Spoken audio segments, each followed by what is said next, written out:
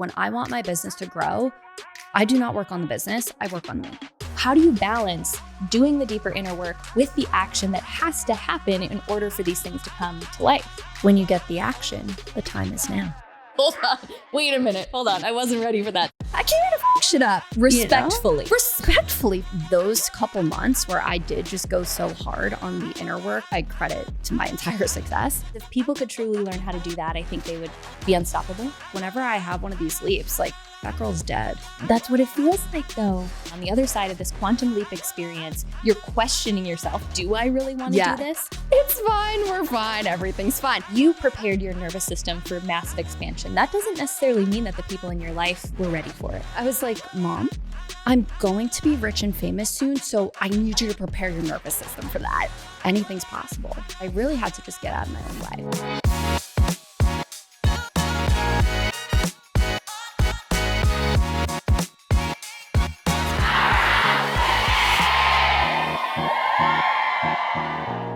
Norton, or should I say Miss Excel, welcome to Powerhouse Women. Thank you so much for having me. I'm so excited. Welcome to my fake living room. I love it. It's very vibey. I cannot wait to dive into this conversation because what I know about you is that the success that we see of yours on the surface is like 0.1% of the depth of the inner work that you do behind the scenes to really prepare yourself, to prepare your nervous system to hold massive success. Is that right? Yes, 100%. It's really, my business wouldn't exist if I didn't go deep into the inner work, not only before I started it, but then also throughout to be able to keep expanding my nervous system in that way. Yeah. I had to fact check this before we started. I said, I heard this on another podcast, but did I hear it correctly that before you launched your business, you went to your mom and you said, prepare your nervous system. I'm about to be really successful. Tell us that story. Take us back to that moment. I'll take you way back. So before I started the business, just to paint a little picture of where I was energetically. So I was working my corporate job. I was doing securitization reviews for banks, as fun as that sounds. You made that sound real sexy. Yeah, oh, thank you. It's like when I talk about my background in flooring, I'm like, I sold carpet. Ooh. But if you do this little move and like stroke your knee, maybe it sounds cooler than it is. Oh yeah, totally. And I was also teaching Microsoft Excel on the side. And I was trying to come up with some type of side hustle that I could do to supplement my income. I was buried in student debt, living in my parents' house, 27 years old. And at the start of the pandemic, I had stopped traveling every week for work and found myself really back in my childhood bedroom, my parents' house. Like quite literally. Oh yeah. In your childhood bedroom. Yes. Like day after day. And it got me really thinking. I'm like, this is not what I want to do with my life, but I don't really know what I want to do. So I ended up diving really deep into inner child work, subconscious reprogramming, Kundalini yoga, the work of Dr. Joe Dispenza. And when I do things, I go really hard. So I was like, all right, I'm just going to do this for hours a day. And I did that for about 2 months straight. Morning and night, I was rewiring my subconscious, all my inner child stuff that was keeping me small. Because I grew up with a pretty severe anxiety disorder. I hated having any attention on me, which people are always shocked to find out. They're like, what? You dance on TikTok. But it really, was not something that came natural to me at all. And through doing this inner work about 2 months in, and this was around April of 2020, I didn't start my business until June of 2020. It was not even a thought in my mind. I come running out of my childhood bedroom because I had to alert my mother. And I was like, Mom, I'm going to be rich and famous soon, so I need you to prepare your nervous system for that.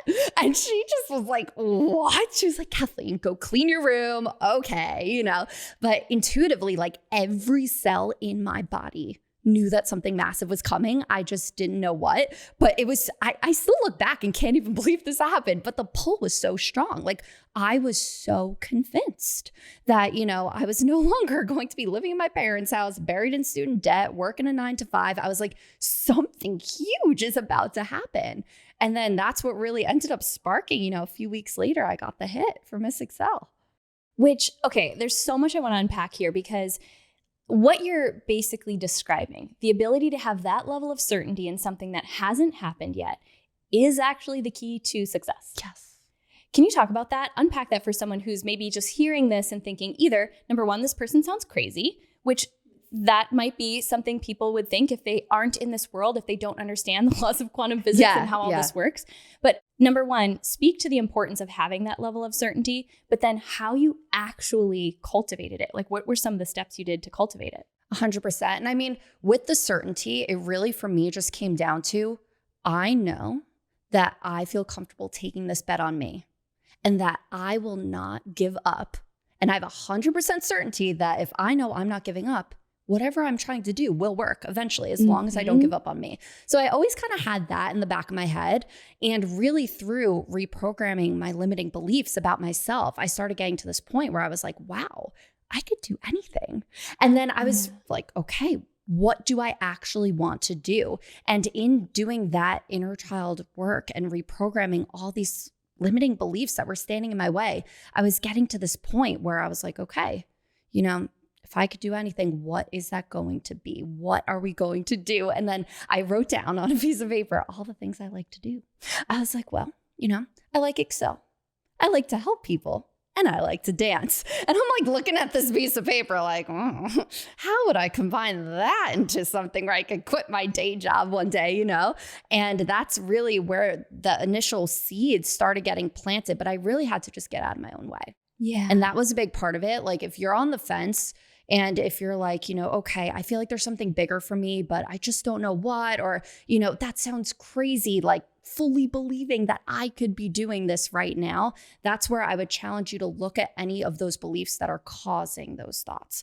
Anything that's slipping down that's like, well, you can't do this because, you know, you're busy on Tuesday and Tuesday is the best day for filming. So like your subconscious will try to get in the way. Isn't you know? that wild? Yeah, it's going to make excuse after excuse. But once you're kind of able to step in and be like, oh, I see what you're trying to do here, brain, and step in there, I was able to get in and be like, okay, you know, anything's possible. Yes. Okay. I love that distinction because when people talk about certainty, I think it can be easy to confuse that I have to be certain that this is going to work out the way I think it's going to work out.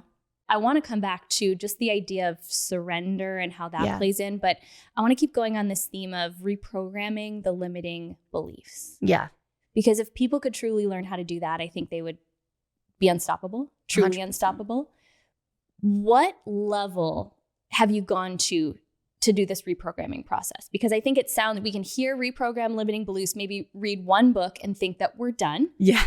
Do you still have limiting beliefs show up even today that you have to work through actively? Talk a little bit about that process. 100%. So really it comes down to finding whichever modality you resonate with and one that you're going to stick to consistently.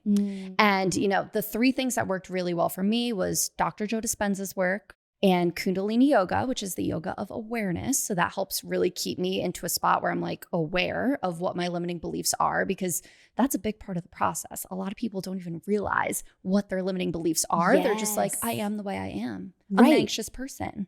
You know, and they'll like put that label on themselves and not realize it's simply a limiting belief. And then I used Lacey Phillips has a program called To Be Magnetic.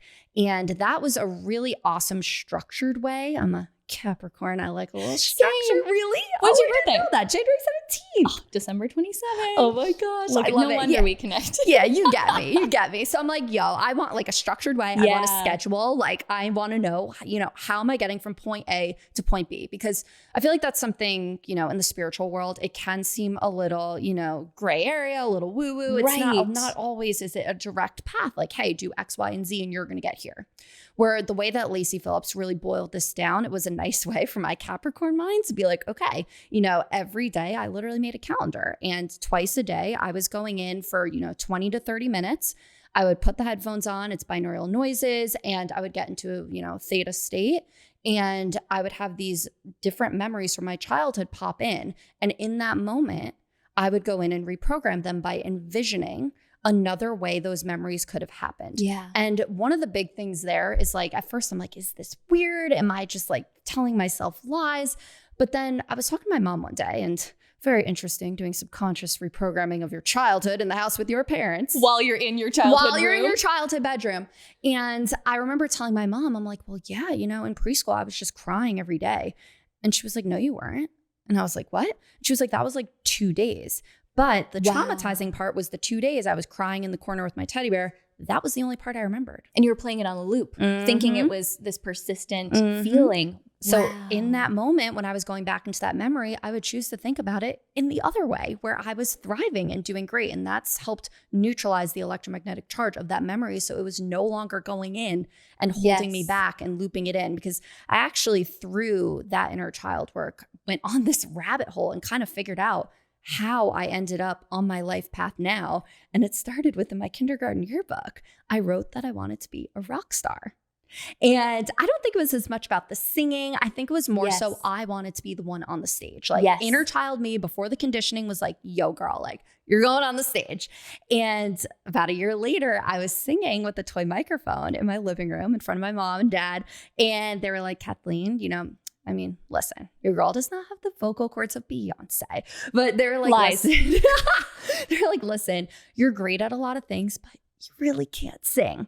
And little me, like, yes, they were obviously correct and trying to prevent me from some levels of embarrassment there. Yeah. But intuitively, like, I took that as like, oh, wow, like, I'm not worthy of being on the stage. And that continued to project throughout my life. And so then what group of friends do I call in middle school?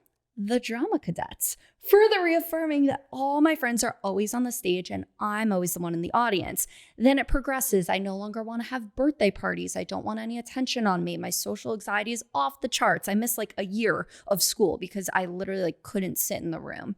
And it just started spiraling up until, you know, college. I kind of started figuring myself out a little, but then it showed up as perfectionism and people pleasing and just feeling so uncomfortable in my own skin. And it was something that I probably would have carried my entire life if I didn't take that time to reprogram those memories. If I didn't take that time to work on myself, and zero shot I would have ever posted myself dancing to a left function on TikTok, like a zero shot. So it was one of those things that like those couple months where I did just go so hard on the inner work, like I credit to my entire success with building my company, because I wouldn't have even taken that first step if I didn't get out of my own way. Because you went from battling this anxiety growing up, having these perfectionist tendencies, to now dancing in front of millions of people on TikTok and Instagram. So I want you to take us back to the moment of when you said the idea for Miss Excel landed. Take us back to that moment. In the childhood bedroom, you announced to your mother, like, prepare yourself. I don't know what the idea is yet, but it's coming. Yeah.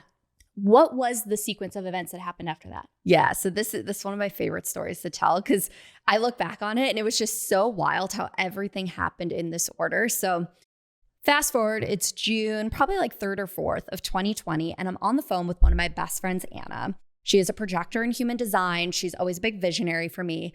And we're talking about different ways that, you know, I could create some kind of side hustle with my Excel skills. And she just turns to me and is like, what if you put the Excel tips on TikTok? And I was like, and it was so interesting because my, you know, conscious mind jumped right in there and was like, oh, I cannot make a TikTok. I have a corporate job. Like, I don't even have the app on my phone. I wouldn't waste my time on TikTok. Like, my brain was going, no.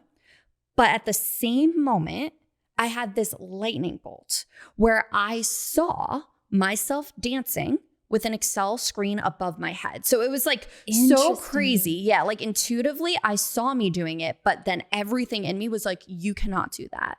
And so it must have looked like I was glitching out over FaceTime. I was like, ugh, and can't compute. Like, what? And so we hang up the phone and I could not stop thinking about this idea. I remember my partner, Mike, was like, are you okay? Because I was literally in tears, freaking out. Like, I feel like I have to make this TikTok and I don't know why, and I shouldn't make it, right? Like, I was really going back and forth, and I didn't even understand how I would get an Excel screen above my head. I had no video editing background. So a couple days go by and it was Friday afternoon, 3:00. I'm like, okay, my schedule magically clears. And I'm like, maybe this is a sign. And I'm like, I'm going to do a dry run of this idea of having me dance with an Excel screen above my head. Because at this point, like, it was mid-pandemic. Your girl was not putting on makeup for anything. So I'm like, I'll just do a little test run in my room. I got this little ring light. It's cool. So I make this first video and I watched a 40-minute YouTube video on how to video edit I Googled easiest video editor, found this platform, WeVideo. I was like, all right, here we go. And I took the video. I put the Excel screen above my head, which I literally recorded in Zoom. Like I made a Zoom screen share of the clicks that I wanted and then like overlaid the two and was like, oh, this is actually pretty cool. So meanwhile, it's a Friday night. My friends are like, where are you? Mike's like, what are you doing in there? I'm like doing full glam in the bathroom of my parents' house. Like, I'm like, okay, I move all my furniture into the corner of my room. I build this little studio and I'm like, all right, I'm going to make 10 videos. And I had all the Excel tricks in my head. So, and I was trying to match them up. So like create a drop down menu to drop it like it's hot by Snoop Dogg. Oh my, brilliant. Yeah. I'm like freeze your Excel cells, the Ice Ice Baby by Vanilla Ice. I'm like, I got to make this cool. So I filmed these first few videos. I edit them all and I start dropping them one video a day on TikTok. And at first I didn't even know what my TikTok handle was going to be. That came the next day before I started posting. It's like 6 a.m. I wake up Mike and I'm like, Mike. And he's like, what? And I'm like, Miss Excel.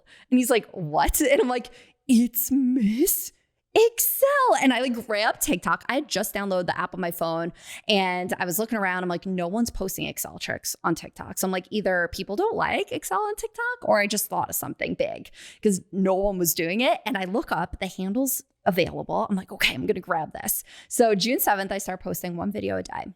And by the fourth video, the video gets 100,000 views and gets pushed to all these people I know, which mind you, this was my secret TikTok account. Like the only people that knew about this was my mother and my boyfriend. And, nobody knew, none of my friends. And I was like, I'm just, no harm, no foul. No one's going to know. Like, yes, this will be flops. small. Yeah, keep like, this secret. This will be fine. No one's going to know. Yeah. So I started posting one video a day.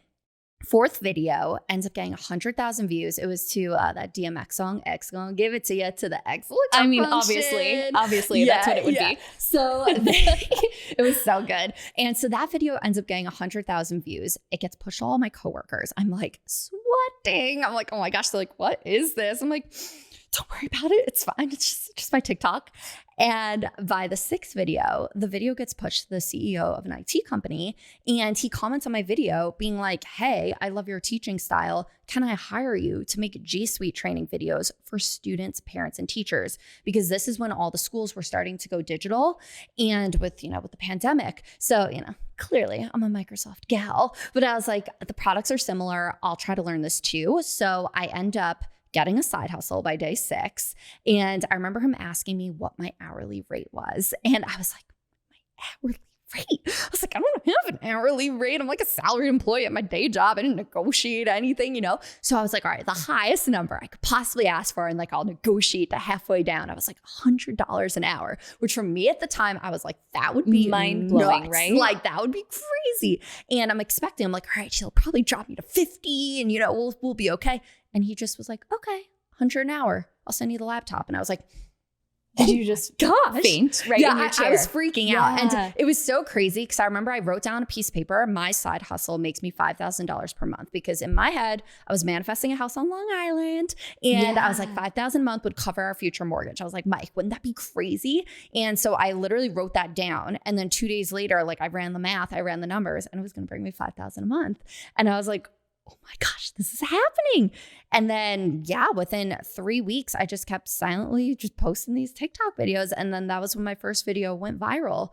And I looked down at my phone and I just had 3.7 million views and 100,000 followers like overnight. And that's really where it all began. Yeah. Which let's kind of fast forward to some of the bigger opportunities that have come, because we're not going to spend a whole lot of time talking about Excel. I want to dig more into the inner work that you've done to literally prepare your nervous system and hopefully your mom's too, it sounds like, for this level of success. But partnerships with Microsoft. Yeah. Opportunities that when you wrote those 3 things on the sheet, I love Excel. What was it? I love Excel. I love dancing. And what else? And helping people. What have been some of the most mind-blowing results that have come from that little TikTok account that was supposed to just be your secret project? Yeah. So, I mean, one of the most important things to me was I retired my mom about 1.5 years into it. She was working 2 jobs to help keep our house and doing like over 60 hours a week. And it was really taking a toll on her. And I was like, Mom, like, you don't have to do this anymore. And I kind of tricked her into retiring because I'm like, you're going to come work for me. And then I got her to quit because she's so selfless. She would never have let me do that. And then I was like, you're like, your job is to look cute and relax and go on vacation. Yeah. I was like, go find yourself. I'm like, I want you to go find what lights you up for like the rest of your time on this planet. Like, I want you to be having fun. I want you to be doing what lights you up. And she's my FaceTime date every day too. I get to chat with her a lot now, which is awesome because she's not working all the time. So that was probably the biggest thing for my heart. We were able to manifest and afford our dream house in Sedona, which was another like fun manifestation story we could always get into. And really just being able to help so many people. We now have 17,000 course members, which is just mind-boggling, and over 250 corporate partners across the globe. And it has been just so much fun for me to have an outlet where I can take my creativity and actually have a way to like birth creations. Nothing lights me up more than like getting something out of my brain and like seeing it come to life, and not only being a content creator, but also just developing the most fun, entertaining courses. And like, I take you on field trips. We're building sets in AI, like just doing cool immersive experiences and experimenting with that has been another thing that just really blew my mind. And then lastly, the business did grow to a multi-7-figure business every year, which has been great. So that, the financial freedom that came from that. My partner, Mike, came on and started working with me full-time too. Also my best friend. Also Elliot's gym buddy. Yes. Oh my gosh. They rock it at the gym together. But yeah, I'd say having a dream team now of my boyfriend and my best friend and just like another amazing 10 rock star people. It has been just the coolest thing in a couple of short years. Yeah. Was there any point where, let's just say like the fast trajectory of the growth caught up with where your current belief, your current capacity was? You're nodding your head yes. So I'd love to hear about some of those sticking points, because it sounds great to say this has grown on that trajectory over the last few years. But I know that the work you've had to do to keep up with that is a huge part of the story. 100%. And like, it's like a yogic teaching, like your nervous system, like you'll be able to call in what your nervous system can hold. So any opportunities, anything. So like if I ever start feeling stagnant, I'm like, I have to expand my nervous system. And it started off, my first really big growing point was after we had our first 6-figure day. And like shortly after, literally like the next day, I was on a podcast episode with Nilay Patel from The Verge. And I was so hyped. So I mentioned that this had gone down. And next thing you know, my story was over like 50 global news outlets, from Forbes, Entrepreneur Magazine, Business Insider, like all over. Like, and that energy of like having so many eyeballs on my business and my story and judging like everything I've done, my nervous system was not ready to be able to handle that many eyeballs. It was like millions and millions of people. And so that was my first time where I was like, okay, my panic attack started up again. My eyes were twitching. Like I was literally like, what does this mean? Like my eyes keep twitching. And like, I was getting a lot more like anxious just doing normal things. And I was like, okay, like I'm not going to sit in this for more than a couple days. Like I kind of let my body reacclimate. And then I was like, okay, like I have the tools for this. And I've done this once and I could do it again. Like this is how I quantum leaped last time. I'm going to just go harder now and like expand further. So really at that time for that quantum leap, I was going in and double diving into the Kundalini yoga.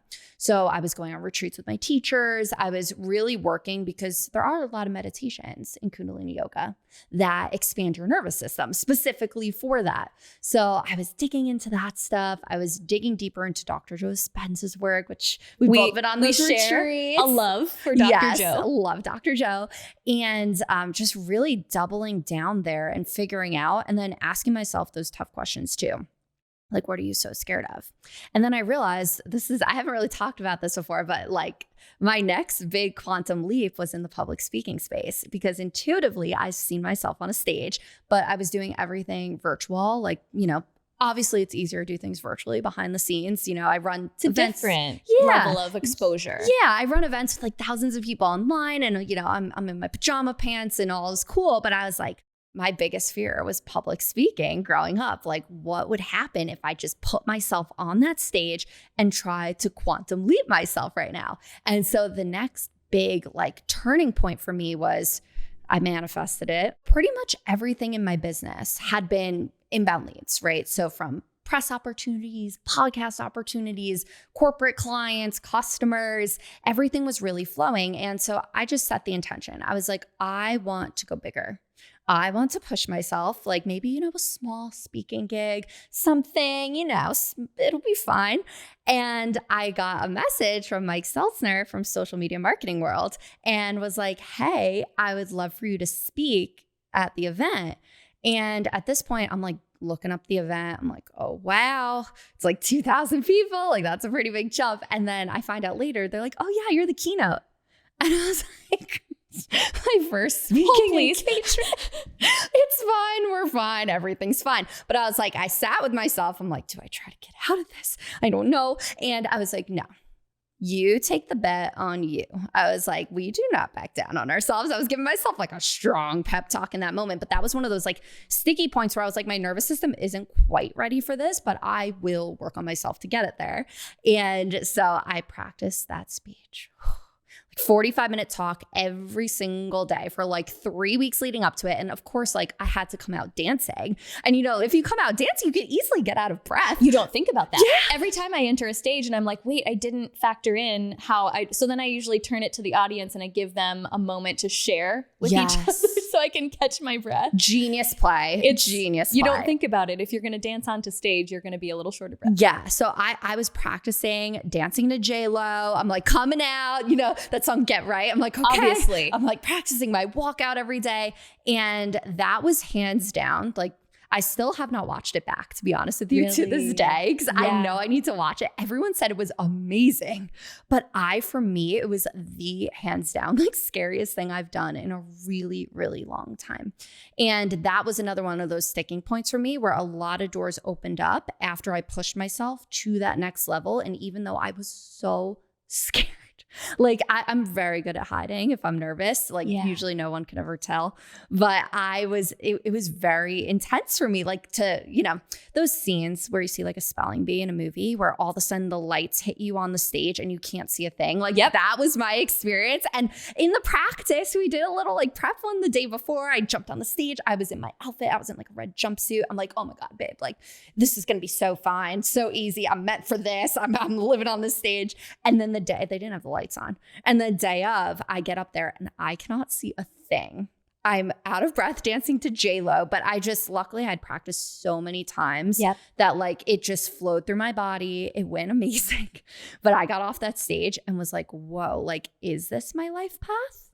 Because I like intuitively know like I'm meant to do this, but also it was so intense, like hopping to that next level. So that, and then after that, like all these other opportunities, like of just up-leveling my business and all these things happening because also you trigger the polarity in times like that, right? So like we live on a polarity planet. There's always high and low. And typically for me, like if I go really hard in the high department, something really high in the low department will happen simultaneously. So I just had a lot going on with like our house construction. We found out our house had like mold. So we had to redo every window and wall. So it went from like a tiny project where I was going to be out for 3 months to like a year and 5x our budget. And it was just like a lot happening all at once. And that's something I find too with the nervous system work. Like when you push really hard, sometimes you get some interesting things to balance, but you just come out so much stronger on the other side.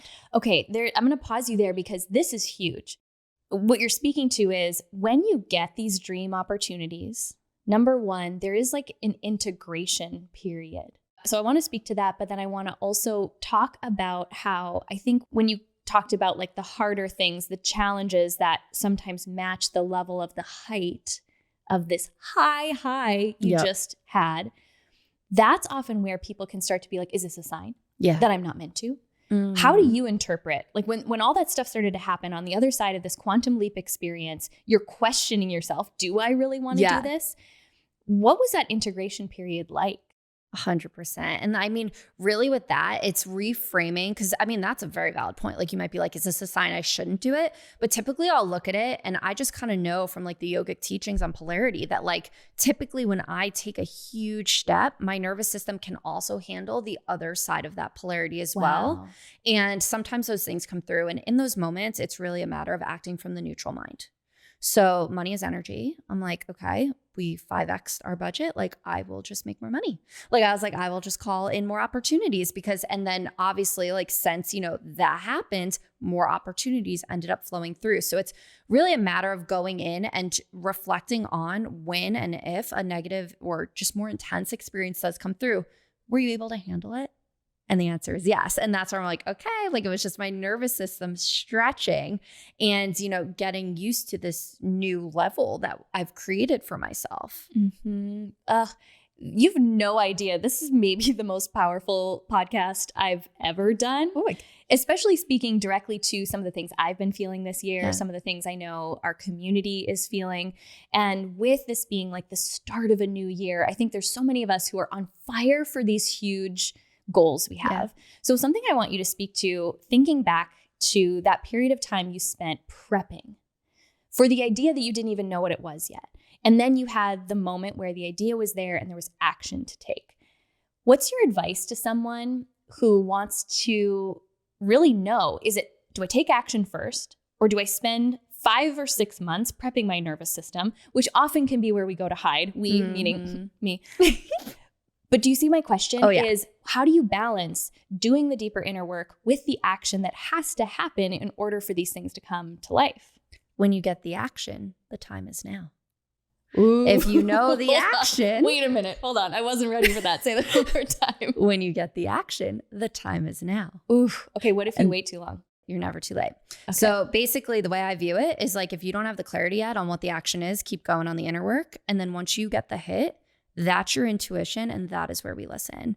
And that is where we take the messy action. And that is that sticky point where I see so many people I love, so many of my friends, so many entrepreneurs get stuck at that point where like, oh, I can't start filming that. I need a professional camera crew. Like I shot all my courses on my iPhone from my childhood bedroom, like my first round of all those things I built. And yeah, you can always go back and refilm things all professional later, but like getting that first draft out, taking that messy action is hands down the biggest reason why we were able to grow so quickly, because I just kept trying things and doing things. And anytime I get the intuitive hit, I know I'm getting it for a reason. And it's just a matter of trusting that and like building that trust muscle. But yeah, if you get the hit, the time is now. Now is the time. We're only on this planet for X amount of time, Was that an Excel joke? Okay, that's brilliant. That right there is its own TED Talk, honestly. So, okay, now you're at this stage where the business is growing, you have team, there's probably different challenges that come with running a business at this stage. How are you prepping yourself for whatever your next quantum leap is? Totally. So a big thing that I recently did, where I did a lot of self-reflection over the summer, Mike and I went to Greece for a month, and I was like, I'm going to have the business run itself for the month. So we did that. The team stepped up. They were incredible. And on the plane ride there, I was listening to a podcast episode with Natalie Ellis from Boss Babe one was interviewing the other with James Wetmore, my business coach. Yes, yeah. And I was listening to him talk about delegation. And for me, I started this business obviously by myself. I was wearing every hat from customer service, video editing, designing everything, filming the courses, editing the courses, like marketing, sales, corporate deals. Like I was wearing every single hat. And slowly over time, I'd peel off like 1 hat, 2 hats. But one thing I really was struggling to give up was the social media and the content, because I am the face of everything in my brand. I was like, I don't know how that would work. How would I trust somebody in my accounts? And a big thing that I got from, it was an episode I was listening with them, was delegation, and how that is how you can get to that next level. So in preparing for my next levels, I was like, okay, I've got to amp up this team. So I ended up hiring my best friend, came on, and she now runs my social media. And it's as if I cloned myself, which is something that like was a dream for me, to be able to find someone not only that I trust, but also is even better than me at social media content. And same thing, I hired a spreadsheet specialist to start building out the coolest workbooks you've ever seen in your life, like immersive experiences. She built like an escape room, like the coolest things. Like spreadsheets talk dirty to me. Oh please. yeah. Oh yeah. Like every function you can imagine. No, so she's incredible. And like going through and just like stacking up my team, hiring other corporate trainers under me because Mike runs our corporate division and he was booking me on all these jobs where I do live 60-minute Excel trainings at companies. And it was getting to be a lot. I was like, whoa, we need to hire in some more trainers. So that was like one phase. Like from a business perspective, I was like, okay, my next level up is delegation. We're talking about hiring a salesperson right now too under Mike. So we could start spreading out that. So that was one area of it. And then the other part was really diving back into the inner work too. So it was kind of balancing out the both of those because when I want my business to grow, I do not work on the business, I work on me. My business is a direct reflection of my energy field, and I will only call in all these inbound leads if my energy field can hold them. Even the littlest things I've learned, like if I clear my inbox, more things will come through because the energy was stagnant. Even small things like that. Like I get grounded, I get organized. We've been digital nomads now for months and switching houses all the time.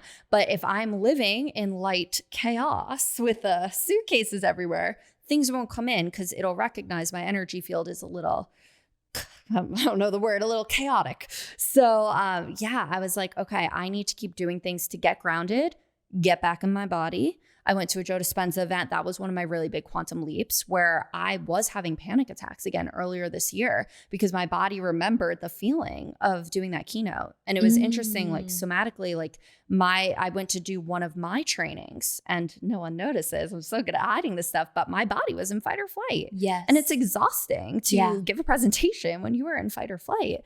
And so it was one of those times where I'm like, okay, like my body's picking up on this feeling, like, what can I do about this? And it was showing up in a lot of areas of my life, like the anxiety coming back. And that's usually a sign to me that like, okay, something big is on the other side of this. If you see like your old patterns starting to bubble up, it's like, okay, we're about to do another leap here. Yeah. And then when I went to the Dr. Joe Dispenza event, that was when on the last day, it was the very last meditation. It was his 20-minute box meditation. Yes, And I love that one. we do it every night. It's my fave. And I turned to Mike after, and this is a little woo-woo, but like my eyes felt like they were circles. Like I think one of the neural pathways in my brain, I don't know if this is scientifically possible, but it felt like it like ripped. Like one of those pathways for anxiety just like ripped. And I felt my eyes were circles. Like I remember I turned to Mike, I'm like, my eyes are huge right now. And I turned to him and I was like, Mike, I don't have anxiety anymore. And he was like, what? And ever since then, like I've been fine. And it's so wild how like just, going in and like taking these modalities that have helped me quantum leap before and just doubling down on them have really helped me just in so many various areas of my life where the anxiety was bubbling up. Now it's like not even a thought.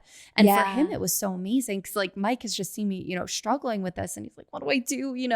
And all of a sudden for me though, it wasn't even as dramatic. It's like whenever I have one of these leaps, like it's gonna sound a little morbid, but I'm like, that girl's dead. That's what it feels like though. I feel like I changed my identity. Like when I made this business, like I even like kind of changed my name because everyone knew me in my life as Kathleen and, all through work. And I always thought Kat was a cooler name, but I was like, not Kat. And when I started this, I'm like, nah, I'm Kat Norton now. And I'm like, that girl's dead. And it was like such a, like I felt like just like my old self, like this, like shell of me just is gone. Mm-hmm. And then anytime I start to feel old tendencies bubble up, that's where I cut it and I jump and double down on the tools. And I'm like, all right, next round's coming because it doesn't stop. No. It's at first I got discouraged the first time it happened. I was like, oh gosh, like, am I reverting? Is it over? Like, it was this just like a one-hit wonder, like is my success done? And then, we grew our business 50% this year. And I just kept I'm like, no, it's not over. And I would go in and just work on myself and just keep trying to scale it up. Yes. That alone right there, if we can understand that the process never stops, if we don't want the success to stop, if we don't want the impact to stop. Yeah. I want to dig a little deeper on the manifestation side. Yeah. Because I think that even as you're talking, there's so many ways that we unintentionally block ourselves from the next wave of success or impact. So take us into your manifestation process and then even any other specific examples where you see other people or yourself blocking, not clearing space for the next thing we're calling in to arrive. 100%. So one of my favorite manifestation stories, like a tangible thing that we've done recently, is manifesting our house. Yeah. And in order to get into the mindset for it, it actually started like years earlier of just energetically realigning myself to that destiny instead. So for example, I had met this interior designer, Stephanie Larson, out in Sedona at a Kundalini yoga retreat. And I saw her and was like, oh my gosh, she is so cool. Like one day I would love for Stephanie Larson to design our dream house. Like I was telling Mike, I'm like, she's so cool. And one day we were at local juicery in Sedona hanging out. And she was like, oh, like you're manifesting getting a house soon. Like what's your budget? And I told her our budget and she was like, you should double that. And just like that, she's like, you should just manifest double. And I was like, huh, you're right. So like even just that little like tweak of having someone kind of push me where I thought I was at my limit, like, you know, having goals and having those benchmarks, I don't even view those as like goals. I view them as limits. Like I usually don't have goals. Like I'm kind of like, okay, like I have a vision of like the life I want to live. But then from a manifestation perspective, we never know the how. Yes. So I kind of just keep it open there. So I'm like, all right, you know, I'll just throw that number out to the wind now too. So I started kind of like expanding my subconscious in that area. And then when it came time to get our house, it was like a crazy manifestation where I was like, okay, I have to pick my realtor. When you're manifesting a house, like you are co-manifesting with that realtor. Yes, like that's such it a is good point. very important to find someone who is not going to have limiting beliefs, who is not going to go in and kind of like shut you down or be like, oh, you can't have everything you want. Like you're gonna have to settle, like all that stuff. Like because manifesting a house in Sedona, we had everybody and their mother being like, good luck with that. Like you're up against all these investors. I live in a tiny town. And I intuitively though, in those moments leading up to it, I wouldn't let those thoughts in. Like I'd be like, oh, but not for me. Like, and I just shut it down. Like Danielle Page, one of my close friends, like she always says, I don't just subscribe to that thought. Yes. Like, and I say that all the time. Like, I'm just that. unsubscribing. Yeah. That's not, to that. Thank you. That's not for me. Yeah. Yeah. So I was like, okay, like, you know, we're not going to subscribe to that. Mike, it's going to be easy for us. So we reach out to Stephanie. We're talking to her and she's like, oh, I have this close friend, Donna, who's an amazing realtor in the area. And we meet with Donna. We hit it off. I realized I'd been meditating with Donna for months in a tiny Instagram live group of like 15 of us. No. And I didn't realize that was the same Donna. So energetically, we were already intertwined. We had been doing Kundalini yoga together. We're tapped into the fields. I'm like, this is going to be great. About 2 weeks go by and Donna calls us and she's like, I found your house. Meet me at this address at 2:15. I write on a piece of paper. I'm like, Mike, Donna found our house. We walk into that house and instantly every part of my body, and this is something with manifestation, sometimes people are like, is it your manifestation or is it a test? And like discerning between the things. But like, it was just this deep knowing when I walked into this house, I was like, oh no, this is it. Like every cell in my body was like, this is my house. And that led to some of the bold decisions I proceeded to make. I walk in and I see this like floor to ceiling, like huge picture window, which was one of the things I had been envisioning. I didn't even realize in our house. And then also the craziest deck with like wraparound views backing to the national forest. So I see these two things and I'm like, oh my gosh, I've never seen a house in Sedona with views like this. I was like, this is it. I didn't even have to see the rest of the house. So it ends up the way we actually got to see the house too. A little backstory was the realtor was at this like luxury real estate house meeting with the seller's realtor. The seller's realtor accidentally gave everyone in that meeting the wrong address. It was a pre-market deal and she was like, oh, I'm going to have this listing coming up. And she told everybody the wrong address. That's like the first little Sedona magic thing that happened. So everyone else got the address that wasn't the address for your house. So they were sent in the wrong direction. Sent in the wrong direction. Okay, but continue. my Donna ended up being at another house showing with her later and like double checked it and figured out that we had the right address. So that immediately cut out like 90% of my like competition in getting it. And only 3 of us had seen it, which is nuts. Like every house like that goes to the market in Sedona, it's a bloodbath of investors with cash. It's my first house. I was moving out of my parents' house. Like I didn't, you know, and so that was like the first crazy part. Then we ended up like chatting with the seller's realtor after, and she was like, put your best foot forward. You got one shot. Like we already got, you know, I need it by end of day. We already have another offer in. So I'm talking to my realtor and I'm like, Donna, I'm like, give them all our money. Like I was literally like, empty the accounts. Yeah, everything. I was like, the highest amount we can give per our mortgage, like that we were getting, which was the exact dollar amount that Stephanie had placed in my head that day at the local. When she said double your budget. Double budget. Mm-hmm. Wow. Exact to the dollar. Okay. So I give them that amount. And then I'm just like, okay, like remove the inspection contingency, remove the appraisal contingency. For anyone in real estate knows that is some bold moves. And everyone's like, are you sure? Like even Mike was like, are you sure you want to do this? Because I'm opening myself up real estate wise to so much risk. Right. But intuitively, again, like I get this really, really strong feeling where I remember having zero doubts. I was like, nope, that's my house and that's how we're going to get it. So our offer goes through and the other person put in an offer $500,000 over our offer and they still picked us because I didn't realize Stephanie Larson had already designed that house. My dream designer who I wanted to do my house, she had already worked with that family, called them up and was like, hey, like, you know, you should really sell to Mike and Kat. They're amazing. Da, da, da, da. Wow. And like, so she ended up playing such a pivotal partner story from planting the manifestation, manifesting a house she had already designed, and it all ended up working out and we got the dream house. But that was one of those moments from like a manifestation perspective where there were so many things where I could have gone off track from even like a year out, like not even manifesting the right number. To like, or even trusting that I could, right? Yes. And then also just, you know, the magic of Sedona and having it line up so that no one else really saw the house and we got it pre-market. And then having my dream designer already have designed the house and been connected. And like now they've been redesigning and doing all these things for us and they're amazing. So it was just such a crazy, like full circle manifestation. Yes. I'm hearing so many things in this. So I'm going to ask the questions that maybe some of you listening are here. Don't worry, guys. I got us. I'm going to like dig deeper on this because I want to hear like, where's the line, the distinction between having a vision? So when I have something I want to manifest, something I want to achieve, I've got a vision of what that is, how it feels. How specific does that have to be? Or in your experience, how specific is that versus the number is a perfect example. You could have gone in with the wrong number and completely missed the house that was actually for you. So where is that surrender and flow with how it unfolds? How does that pair with the specificity that we're told we have to get really clear what it is that we want to start calling it in?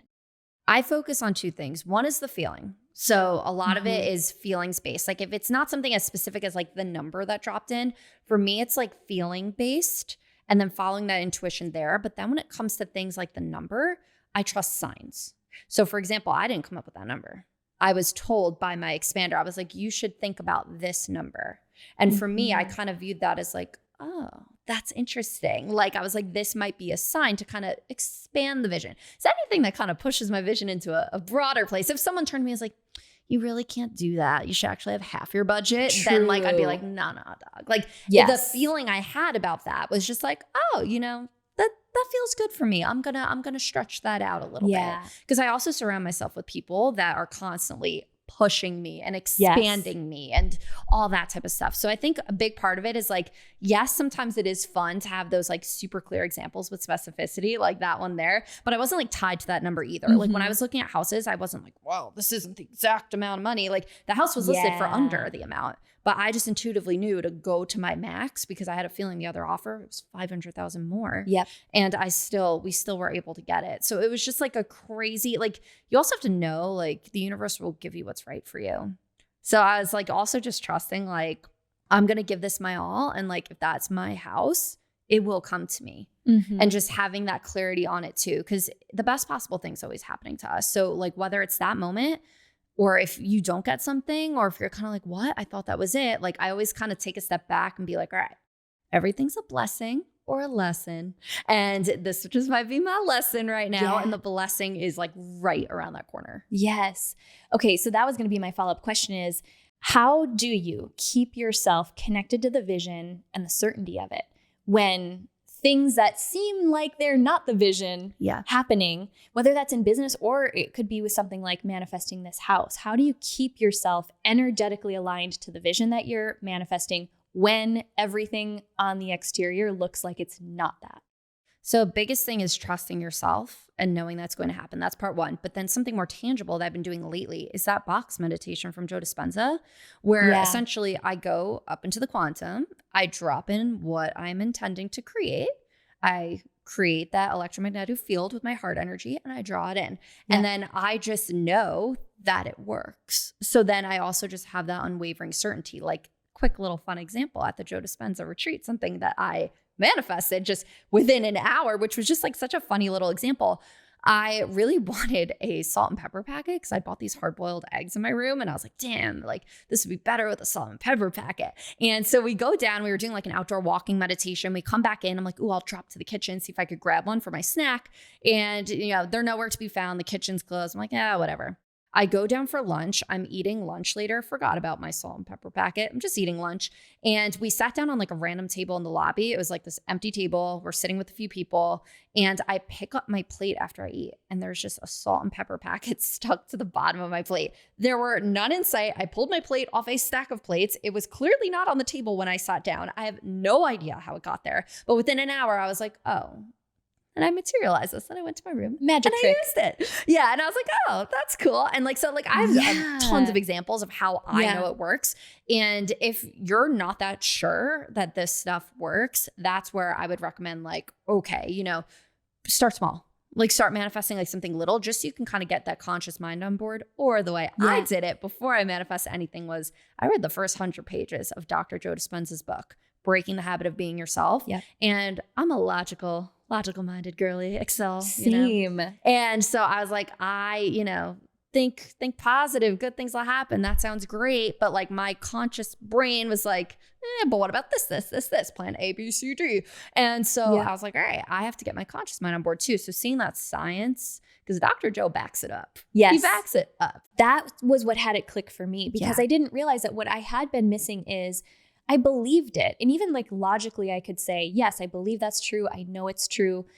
But it wasn't clicking with the cells of my physical body to know at a cellular level that it was true, how I could work with it until I understood from a scientific standpoint how it works. So yes, Dr. Joe's work. And I'll link the meditation Kat is talking about. I'll link all of our favorite books in the show notes because I'm sure people are going to be asking for our libraries, our manifestation libraries. Yeah, that's such a tangible example of how it can unfold. But I think often we want to go practice on the huge manifestation and we just don't have the belief for it yet. Yeah, 100%. That's something too, where this is something that comes up a lot in the Lacey Phillips work. You can only manifest up until what your self-worth thinks you deserve. So that was something I had to work on because my self-worth was in the gutter before starting this. And I didn't even realize how bad it was until I got to where I am now. But if you're sitting there going, Ferrari, I'm going to manifest this Ferrari, but your self-worth is not in a spot where you're like, oh, like that Ferrari's mine. I deserve that Ferrari. It makes it way harder to manifest because we are oftentimes just manifesting from our subconscious mind. So if our subconscious mind is just looping on, Toyota, which nothing against Toyota, but, like if you're looking for that other vision, that's where I would go in and be like, okay, one, do I have the awareness to be able to tell what my limiting beliefs are? Because that's the first step. A lot of people just live completely unaware of that it's themselves holding themselves back from what they're projecting from their childhood beliefs. And then two, if you don't have that awareness, then it's like, all right, let's go in there and just start like stirring some stuff up. Be like, okay, like ask the why, going down. Like, why don't I feel like I have a Ferrari? Well, I don't make enough money. Why don't I make enough money? I don't have enough time to do more things. Well, why don't you have enough time? Well, I don't get up early enough. I don't do that. And you could start to just like dig layers. You'll literally see written out in front of you the limitations you're fighting for. Yeah. Is that where then the next step with that would be going into doing some of that inner child work, subconscious reprogramming? Where did this come from? Are there any other prompts that just have been really helpful for you to bring the awareness to what there is next to go to work on? For me, a lot of my being held backness was really from fear. Fear's been my thing. So I'm like, okay, what am I afraid of? Like what's, I don't like to think about like, what's the worst thing that can happen? Because like, obviously you don't want to manifest that either and put too much focus on it. But I kind of go in, I'm like, what am I so scared of? And then I remember too, which like, I came to this planet to like be the biggest version of myself. I came here to like FSU. I don't know if I curse on here, but like, yes, you can. I came here to fuck shit up. And like, that's what I tell myself before I go into everything now, because like that little thing, I'm like, I don't want to be like 90 on my deathbed or 100 or 150 maybe. And, be like, I wish I played it bigger. Like we came here to like go at full speed. Like, yes, there's times to rest and obviously, but like if I'm showing up, I want to show up, and just getting down into that. That's what I always think about. I'm like, I came here to fuck shit up in the best possible way. Respectfully. Respectfully fuck shit up. Might be my favorite comment ever. Okay, last kind of question on that topic, because this shows up a lot, is you are someone who's had this massive transformation, not just even like of your business, but of you. Has that been challenging for anyone in your life? And how have you handled that? Because you prepared your nervous system for massive expansion. That doesn't necessarily mean that the people in your life were ready for it. 100% too. Yeah. So like with this is one of those things where, friends are in season sometimes. Like there's some friends that are ride or die that will be with you forever. And then other friends are, friends of the season where, I was a very different person in high school and college, right out of school. I acted very differently. I was doing very different things. My dynamics with a lot of people changed. So I, found a lot of new friends. I strengthened certain relationships with my old friends. And then some of them kind of fell off. And it was one of those things where, I had to take a lot of time and be like, okay, like, it obviously feels a little weird when you end up stepping back into those dynamics sometimes and you're like, oh, what's happening here? But we're all just learning and growing. And some people are going to go with you and some people are going to stay where they're at because that's their destiny, where they want to be. Not everybody wants to do what you want to do. Yeah. So, and I mean, luckily the people closest to me, like Mike is like my ride or die. Like he's been my biggest cheerleader. My parents have been so supportive, my family, So luckily like they're all just like cheering me on and are just like, oh my gosh, like they can't believe it. But, with friends, it's interesting. It's one of those things where you kind of call in certain friends at different stages of your life as you grow. So that's so real and so true. And I feel like the people that I think struggle with this the most end up magnetizing their perfect lesson sometimes to show you that, okay, you can either play small just to make that other person feel comfortable. But at the end of the day, if you're trying to avoid disappointing someone else, you're disappointing the person who matters most. And that's you, the one person you have to live with. Totally. Every day, every second of every day. Totally. Yeah. I've realized too, like it's hard to, if you grow a lot and then you go back to the same people and the same patterns that they were in, you were friends with them as your old self. So naturally you're going to try to like fit back into that mold of your dynamic. And sometimes it's just not a fit anymore. Like, it was hard. Like at times it was kind of bizarre. Like some of my friends from the past would only ask me things that were like in their sphere of like, oh, they see I got a house. So they're like, oh, like congrats on your house. But like, oh, I was in Forbes. Like, no acknowledgement, like, so it's different, like things, whether it's in your sphere and like, I'm not sitting here like waiting for my pat on the back, like I got it myself, but it's one of those things where it's just kind of interesting to observe where like, I have found that a lot of people will only be able to see, like, I literally think I'm in another dimension sometimes and people just don't see things. So like, like, so like sometimes, and your awareness and your attention is everything. So their attention just might not be on the same things that my attention's on. So like, it'll just breeze them by. And it'll be like, a lot of these things never happen, but the things that fit into my old patterning and my old sphere, like, the classic, like buy a house, get a job, all the things like that, they'll be able to acknowledge. So it's interesting too, just kind of like looking at the dynamics of the relationships that I have. And like, I'm just happy where I am with it all too. Like everything's always meant to be. Yeah. And not putting any of that pressure on people around us to get it. Yeah.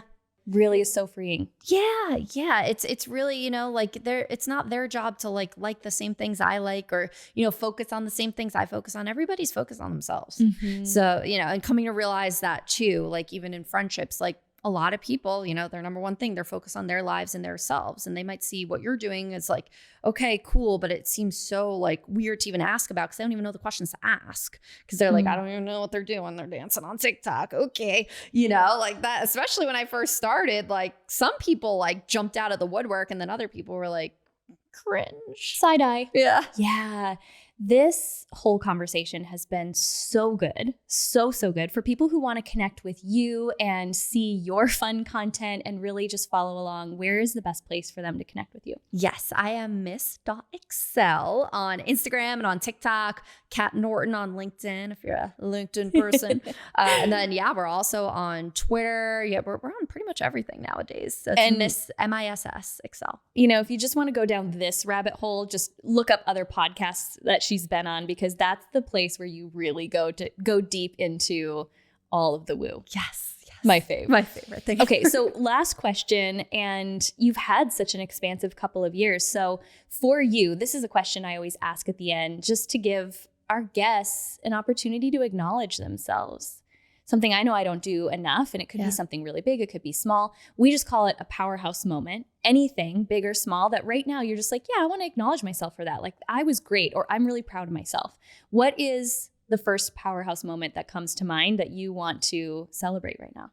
Well, something just really recent and right now that I'm very proud of myself is I have been in, I call it like trigger pulling mode, for lack of a better word. Like, I am breaking up that space where normally there's things, you know how there's things you say you're going to do and then you don't do them? The energetics of that is like a little wonky. So I've been working really hard the past couple weeks where if I decide I'm going to do something, I just start following that instantly. Like, I'm like, oh, I want to design a custom round desk for my house, looks up a place, emails the guy, boom. Like, just like doing things like that. And I've found that even in the last few days, like, that's been creating a lot of magnetism and just like saying yes and just going through and doing things, because you don't want to be lying to yourself, right? Like, if you keep telling yourself like, oh yeah, I'm going to do it tomorrow. I'm going to do it tomorrow. And for me too, it's been with like spiritual work. It's been with like signing up for workout classes, like things where I'm like, oh, I'm going to do hot yoga. And I've been saying that for a year. And I was like, that is bad energetics. I kept telling Mike, I'm like, something's big's going to happen when I actually go to hot yoga, because I've been saying I'm going to do that. I want to meet like a celebrity in that yoga class or something. Something's going to happen, you know? So I think that's something just on a personal level. I'm really proud of myself right now. For the last like couple weeks, I've been just like really just like instantly going and like doing the thing I say I'm going to do and just trusting it, because this whole thing's a big experiment. So business experiment. My life's just an experiment. I'm just like, you know, playing around and figuring out the energetics of how the world works and how, you know, manifestation works, and just surprising myself every day. This is a bold statement, but this is like top podcast conversation I've had. This has been my favorite too. I've never been so vulnerable in one before. You make me so comfortable. This has been so good. And thank you. Thank you just for the energy you brought, the realness. I can't wait to have you back, because I'm sure this is going to be a conversation we're going to continue to deepen, because like you said, the work never ends. Never ends. Yes. Thank you so much for having me. This is so much fun.